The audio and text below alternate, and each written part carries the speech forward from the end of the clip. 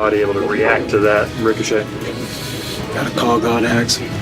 Man, no, you know you got that second foot down, bro. I got both of them. It ain't look like it. I tried it. The ruling on the field is a catch. You know I'm Tony Toe Tap. You know I'm Toe Tap. Of all the receivers in the NFL, it seems that Antonio Brown is the one always in the headlines. Whether it be blazing speed, miracle catches, making defenders look foolish, setting records, or crazy antics, AB is always in the news. But don't let his trade to the Raiders and antics cloud your judgment. AB is still the best receiver in the league, and it's not even close.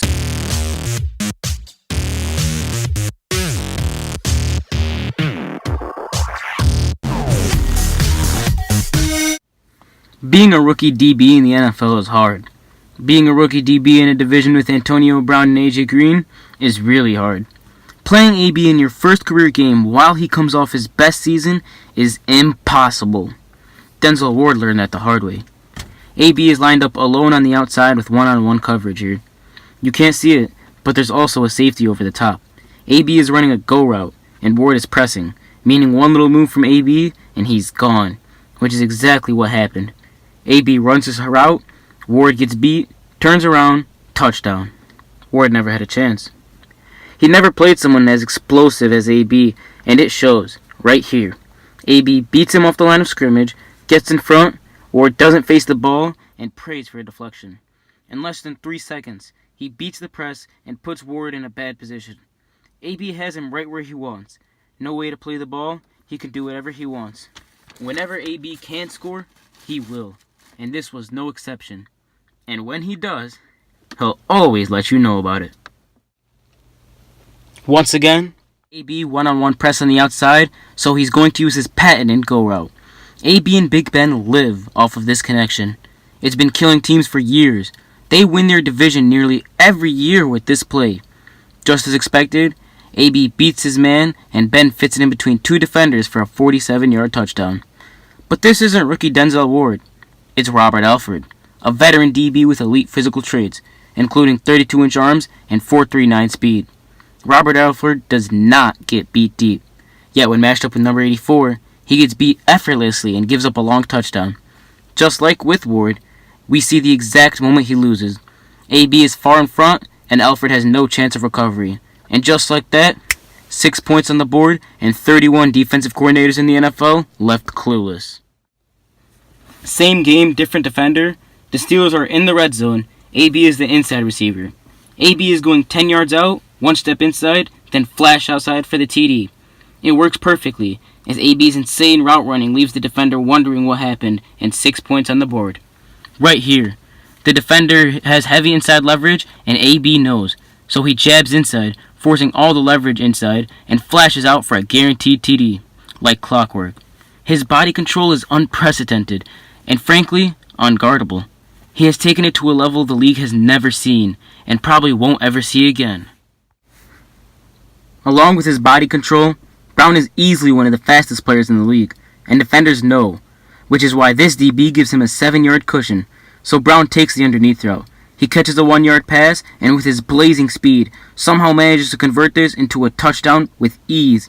Immediately after the catch, he sees a hole in the defense that only someone with top speed can hit. Being AB, he flies through it, and now he has a full head of steam and an open field. There is another DB with a decent angle, but if you don't have the perfect angle, AB has a TD, and that is exactly what happened here.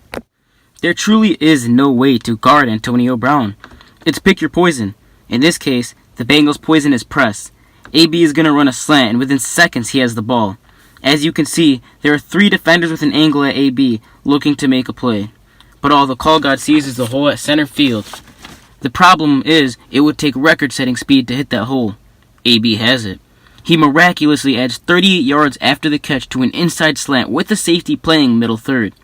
No one is capable of guarding or catching up to AB, and just like that, it's 48 yards on the board and great positioning for the Black and Gold Brigade, who add on to their lead. Now obviously, I can't talk about his speed versus the Bengals without mentioning this play.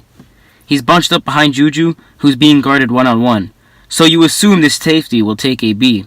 On the contrary, he's actually playing a zone, leaving AB 100% unguarded. AB is going to run a symbol underneath, as all they need is a field goal to win the game. They got much more. Words cannot describe this play. It's simply mind-boggling. He turned an underneath route into a 30-yard game-winning touchdown, leaving 10 seconds on the clock for Andy Dalton to try to make a miracle happen. Once the catch is made, there is nothing but green for AB, and he's about to teach them why that can never happen. This was the fastest recorded speed hit by a receiver, and it came from the very best. These insane athletic abilities aren't just for film nerds to drool over. They're being used to post the best receiver statistics of the decade. I must preface this by saying Antonio Brown's 2011 season and Julio Jones' 2013 season were excluded due to missing several games. When comparing AB to Julio and Megatron side by side, you see that it's not even close. In 14 less games than Megatron, AB has brought in 90 more catches and trails by less than 600 yards. But when comparing the season averages and accomplishments, AB starts running away. AB leads Calvin in yards by roughly 90 per year, but Julio leads AB by 70 in that category. But after that, AB averages 2.25 more TDs per season than the 6'3 freak of nature Julio Jones, and a little bit more than the insane 6'5 Calvin Johnson. AB also has 4 10-touchdown seasons, the same as Calvin in one less season, and 3 more than Julio Jones in one more season. His 6 100-catch seasons is 2 more than Julio and Calvin combined with 4. In fact, he averages 102 catches for his career. Add on 4 All-Pro selections, 1 more than Calvin and 2 more than Julio, and the 2010's best wideout is unquestionably AB. If you combine Julio and Calvin's best categories into one receiver, AB still wins in total catches, average TDs, 100 catch seasons, 10 TD seasons, All-Pro first selections, and only trails in total TDs, total yards, and yards per game. There's no way around it. Hate him or love him, Derek Carr was just gifted the man who, when it's all said and done, will be a top 3 wide receiver to ever do it. And no amount of complaining, bragging, or bad hairstyles can ever take that away from him.